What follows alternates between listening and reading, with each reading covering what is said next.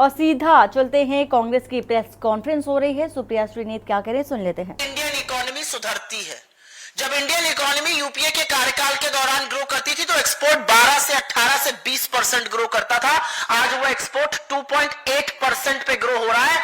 मतलब विदेशी बाजारों में आपके सामान की डिमांड तो कम है ही, जो विदेशी बिजनेस है उसमें आपका हिस्सा भी लगातार कम होता जा रहा है। ये एक्सपोर्ट की असलियत है। और जैसा कि मैंने कहा, कम उपभोग होगा तो कम निवेश होगा। Let's go to the slide on investment please. सरकार ने बड़े चालाकी से कहा कि पहली तिमाही में तो चुनाव हो रहा था तो हम खर्च कम कर पाए, क्योंकि बहुत सारा ये मंदी का जो कारण है ये सरकारी खर्चे से रिलेटेड है। प्राइवेट लोग तो खर्चा देखिए कर नहीं रहे, इन्वेस्ट कर नहीं रहे, तो सरकारी खर्चे के भरोसे ये नाव धीमे धीमे चल रही थी। लेकिन सरकारी खर्चे की असलियत यह है कि सरकार ने झूठ बोला।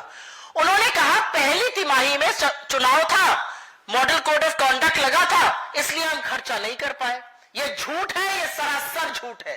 पहली तिमाही में सरकार ने 4 करोड़ 15 लाख खर्चे किए और दूसरी तिमाही में जब 5.4% ग्रोथ आई है तो 4 लाख करोड़ खर्चा किया।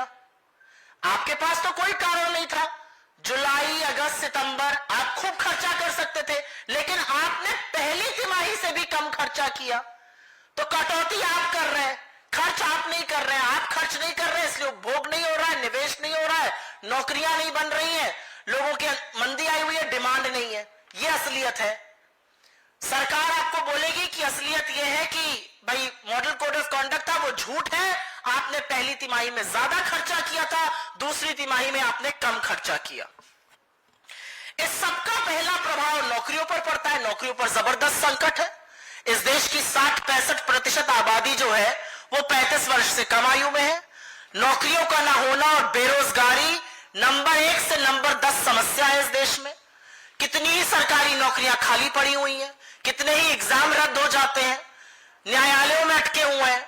और असलियत यह है कि मंदी का असर प्राइवेट सेक्टर पे भी है। आईटी सेक्टर को सनशाइन इंडस्ट्री कहा जाता है कि कुछ भी हो जाए वहां सूरज चमकता रहता है। पिछले साल 1,30,000 नौकरियां खत्म हुई आईटी सेक्टर में, वो बनेंगी नहीं, अब खत्म हो गई। कैंपस प्लेसमेंट नहीं हो रहे हैं। अगर 35-35, 40-40% आईआईटी बंबई जैसी जगहों में, आईआईटी पवई जैसी जगहों में अगर प्लेसमेंट नहीं हो रहा है, आईआईएम्स में प्लेसमेंट नहीं हो रहा है, तो सोचिए मंदी का क्या आलम है।